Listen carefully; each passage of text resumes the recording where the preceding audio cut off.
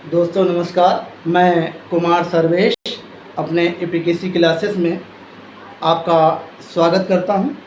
इस जो लेक्चर में आज हम देखेंगे कंज्यूमर इक्विलिब्रियम का एक और part, consumer corner solution.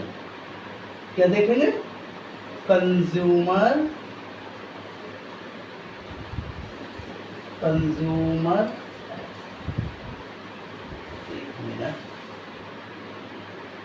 Consumers corner solution. ठीक है दोस्तों, कंज्यूमर्स कॉर्नर सॉल्यूशन। देखिए, हमने जो कंज्यूमर इक्विलिब्रियम के बारे में चर्चा कर चुके हैं। कंज्यूमर इक्विलिब्रियम जो है वो बेसिकली जर्नल इक्विलिब्रियम के बारे में बता रहा था, जो हमने पिछले वीडियो में देखा। आज हम कंज्यूमर्स कॉर्नर सॉल्यूशन की बात करेंगे। ये कंज्यूमर इक्विलिब्रियम का क्या था भाई? उसका ये कंडीशन थी, मान लीजिए ये बजट रेखा है और ये आईसी कर्व है जिसको और ये कंडीशन है। अब आप ये देखिए कि यहाँ पर ये इसको टच कर रहा है। यही तो था ना कि पूरा क्या करना चाहिए, दोनों मतलब बजट रेखा को आईसी कर्व जो है वो टच करना चाहिए, और इसको आईसी कर्व ऐसे लिख देते हैं। और अगर मान लीजिए मूल बिंदु की ओर ये उन्नतोद्वार होना चाहिए, और ये इसका दोनों का जो ढाल है वो समान होनी चाहिए। ये कंडीशन थी। ये केवल समझाने के लिए था। आप लोग जो पिछला वीडियो है उसको और अधिक जानकारी के लिए और सही से समझने के लिए देख सकते हैं। आज हम जो बात करेंगे वो कॉर्नर सॉल्यूशन की बात करेंगे। कॉर्नर सॉल्यूशन में क्या है कि अगर मान लीजिए जनरल इक्विलिब्रियम में क्या होता था कि भाई वो दोनों ही वस्तुएं खरीद रहा है उपभोक्ता, लेकिन कंज्यूमर यहाँ पर दोनों वस्तुएं नहीं खरीद रहा है। कॉर्नर सॉल्यूशन की समस्या जब आती है जब कंडीशन ये है कि जो कंज्यूमर है वो एक वस्तु को खरीद रहा हो। जैसे मान के चलते हैं ये हमारा ये वाई वस्तु हो गई और ये एक्स वस्तु हो गई। ठीक है दोस्तों, अब यहाँ पर ये देख रहे हैं हम कि जो कंज्यूमर और ये इसके जो है आईसी कर्व है। ठीक है, ये आईसी कर्व है। ये और इन आईसी कर्व में क्या है, ये मान लीजिए बजट रेखा है। ठीक है दोस्तों, अब आप ये देखेंगे कि यहाँ पर कंडीशन क्या है कि एक्स वस्तु को बिल्कुल खरीद ही नहीं रहा है कंज्यूमर। ठीक है, वो केवल और केवल वाई वस्तु को खरीद रहा है। और कोई भी मान लीजिए यहाँ पर एक पॉइंट, ये बजट रेखा जो इसको टच कर रही है, तो यहाँ पर एक पॉइंट मान लीजिए पी लिख दे रहे हैं। अब ये देखेंगे आप कि ये वाली जो बजट रेखा है जो इसको टच करती हुई यहाँ पर आई है ये। ठीक है, ये इसको, तो अब आप ये देखेंगे कि यहाँ पर क्या है, जो आईसी कर्व और बजट रेखा दोनों को ये टच कर, इनका दोनों का समान ढाल है यहाँ पर, और ये मूल बिंदु की ओर भी उन्नतोद्वार है, और फिर ये इसको टच भी कर रहा है। तो जो इक्विलिब्रियम है कंज्यूमर का वो कहाँ पे होगा? वो यहाँ पर होगा। ठीक है दोस्तों, समझ में आ रहा है कॉर्नर सॉल्यूशन क्या है? यानी कि इस वस्तु से उसे कोई मतलब ही नहीं है, वो इसको खरीद ही नहीं रहा, यहाँ पर केवल वाई वस्तु को खरीद रहा है, इसलिए ये कॉर्नर पे इसका इक्विलिब्रियम यहाँ पर हुआ है। ठीक है, अब एक और कंडीशन आती है कि अगर मान लीजिए कंज्यूमर जो है वो एक्स वस्तु को ही खरीदे, वाई को ना खरीदे, तब क्या कंडीशन होगी? तब इसको और एक देख लेते हैं। मान लीजिए ये एक्स वस्तु को खरीद रहा है। ठीक है दोस्तों, कंज्यूमर जो है वो केवल एक्स वस्तु को ही खरीद रहा है, वाई वस्तु को नहीं खरीद रहा है। अब आप ये देखिएगा कि यहाँ से ये कंडीशन जा रही है। ठीक है, ये थोड़ा सा इसको और ठीक से नहीं बिल्कुल सही है। क्योंकि एक चीज़ तो है, यहाँ पर जो इसका जो टचमेंट है वो ये है। ठीक है दोस्तों, तो अब आप ये देखेंगे बजट रेखा ये रही हमारी, ये बी एल बजट रेखा कर दे रहे हैं, ये यहाँ पर ये बी हो गया और यहाँ पर ये एल हो गया। ठीक है, तो अब जो है इसका जो इक्विलिब्रियम कहाँ पे होगा, वो इस एल पे होगा करके। वो एल पे क्यों होगा, क्योंकि ये देखो ये इस वाली बजट रेखा से ये वाला यहाँ पर ये टच हो रहा है इसलिए। ठीक है दोस्तों, तो ये इसका उस कंडीशन में है जब एक्स वस्तु को उपभोक्ता जो है वो ज़्यादा खरीद रहा हो और वाई वस्तु को कम खरीदे तब। इसको और अगर मैं थोड़ा सा अगर क्लियर नहीं हो रहा तो इसको और क्लियर कर देता हूँ, जिससे कि और थोड़ा सा अच्छे से समझ में आ जाए। बेसिकली जो इसका कंसेप्ट समझाने के लिए, क्योंकि बुक में अलग अलग तरीके से दिख सकता है, यहाँ पर ये इसको ऐसे देखिएगा, ये एक्स वस्तु रही और ये कंडीशन, और इसी को आप ले करके यहाँ से, और ये हमारी बजट रेखा रही और ये कंडीशन। ठीक है दोस्तों, अब थोड़ा सा सही समझ में आएगा। यहाँ पर ये इसको टच कर रही है, ये वाली रेखा यहाँ पर, इधर ये जगह नहीं है इसलिए मैं समझाने की कोशिश कर रहा हूँ। यहाँ पर ये बी है। अब आप ये देख सकते हैं कि यहाँ पर क्या है, बजट रेखा ये है बी एल, इसको ये इंडिफरेंस कर यहाँ से ये टच कर रहा है, तो इसका इक्विलिब्रियम कहाँ पे मैंने बताया था, यहाँ पे, क्योंकि ये एक्स वस्तु को सबसे ज़्यादा क्या कर रहा है, उपयोग कर रहा है, वाई वस्तु को बिल्कुल उपयोग ही नहीं कर रहा है। ठीक है दोस्तों, इतनी बात समझ में आ रही है।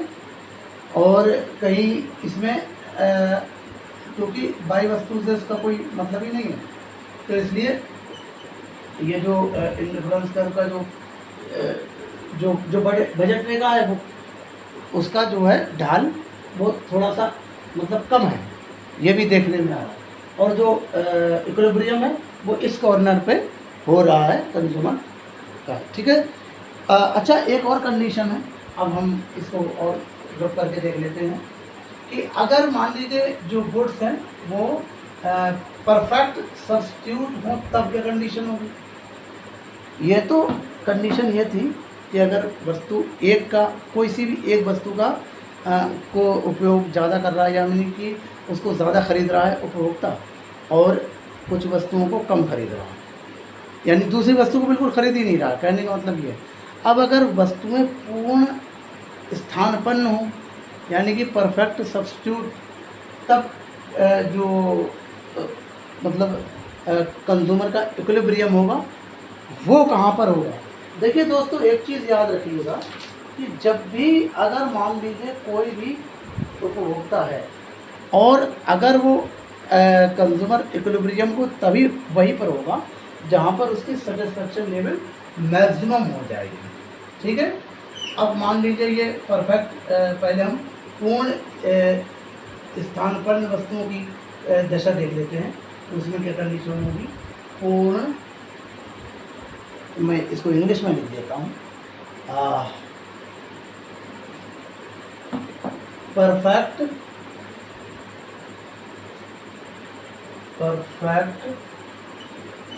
सब्स्टिट्यूट,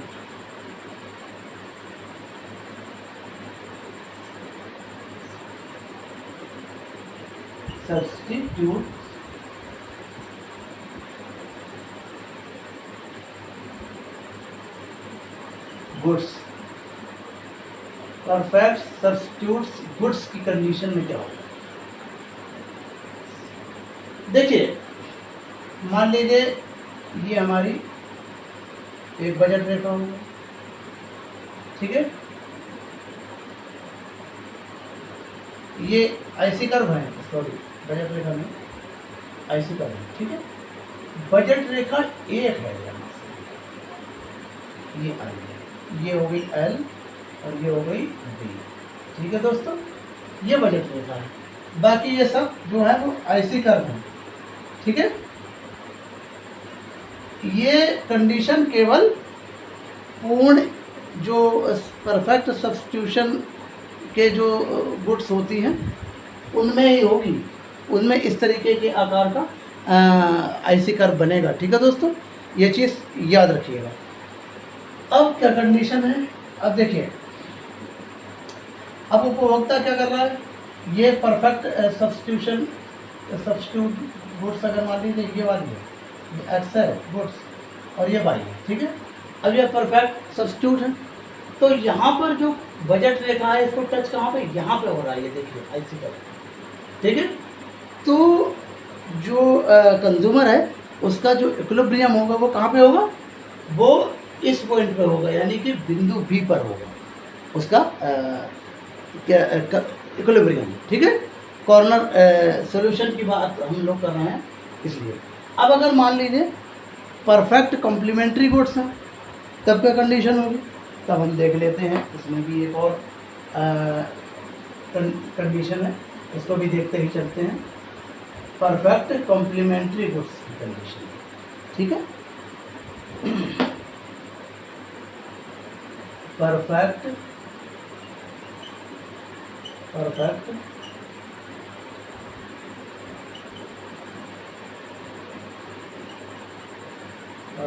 कॉम्प्लीमेंट्री गुड्स, ठीक है दोस्तों। ये इस कंडीशन में क्या हुआ, देखिए इस कंडीशन में जो उपभोक्ता की कंडीशन है, देखिए होता क्या है, जब अगर जो परफेक्ट सब्स्टिट्यूट गुड हैं उनमें जो इंडिफरेंस कर्व है वो नेगेटिव स्लोप का बनेगा, जैसे कि हमने अभी देखा।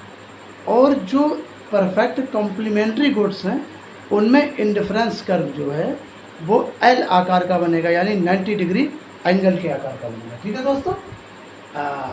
जैसे कि ये रहा, ये मान लीजिए ये बजट रेखा होगी, ठीक है, ये बजट रेखा, ठीक है दोस्तों। ये अब जो इंडिफरेंस कर्व है वो परफेक्ट कॉम्प्लीमेंट्री गुड्स में इस आकार का होगा, ठीक है दोस्तों। यहाँ पर आप लोग देख रहे हैं, इसमें ये दोनों ही कॉम्प्लीमेंट्री गुड्स हैं, ये एक्स वस्तु है, ठीक है दोस्तों, और ये जो है ये वाई वस्तु है, ठीक है। अब इसमें क्या देख रहे हैं आप, इसमें आप ये देख रहे हैं कि इस वाले जो पॉइंट पे, यानी पॉइंट बी, इस पे क्या है, ये टच कर रहा है बजट रेखा, ठीक है। तो जब ये बजट रेखा को टच कर रहा है तो इसका मतलब ये हुआ कि उपभोक्ता का जो संतुलन है वो यहाँ पर होगा, क्योंकि यहीं पर उसको अधिकतम संतुष्टि प्राप्त हो रही है, ठीक है दोस्तों। इसको तो वो खरीद ही नहीं सकता क्योंकि ये तो उसके बजट रेखा से ही बाहर है, इसको वो खरीदेगा नहीं क्योंकि ये इन्फीरियर गुड्स है। यहाँ पर ये मैक्सिमम अपने इक्विलिब्रियम में पहुँच रहा है, क्योंकि इसका सेटिस्फेक्शन यहाँ पर मैक्सिमम हो रहा है, ठीक है दोस्तों। तो मैं एक बार फिर से इसको रिवाइज कर देता हूँ। आज हमने जो है कंज्यूमर्स कॉर्नर सॉल्यूशन के बारे में पढ़ा। इसमें अगर वस्तु एक है, एक्स वस्तु का अगर मान लीजिए उपभोक्ता ज़्यादा खरीदता है और वाई वस्तु को बिल्कुल नहीं खरीदता, तब भी कॉर्नर पे ही वो इक्विलिब्रियम में जाकर के पहुंचता है। और अगर वो वाई वस्तु को ज़्यादा खरीद रहा है, एक्स को कम खरीद रहा है, तो भी वो कॉर्नर पे ही जाकर के इक्विलिब्रियम में पहुंचता है। और अगर मान लीजिए परफेक्ट सब्स्टिट्यूट गुड्स हैं, तब भी जो है वो नेगेटिव स्लोप का जो आईसी कर्व होगा और उसमें बजट रेखा को जहाँ पर टच करेगा उस पॉइंट पे वो इक्विलिब्रियम में रहेगा। और अगर कंज्यूमर परफेक्ट कॉम्प्लीमेंट्री गुड्स हैं तो उनकी कंडीशन में भी वो जो इंडिफरेंस कर्व चूँकि एल आकार के बनते हैं और 90 डिग्री के एंगल के आकार के बनते हैं, तो उसमें जहाँ पर वो बजट रेखा को टच करेगा उस कॉर्नर पे ही वो संतुलन की स्थिति में रहेगा। तो दोस्तों आज के लिए इतना ही, नमस्ते।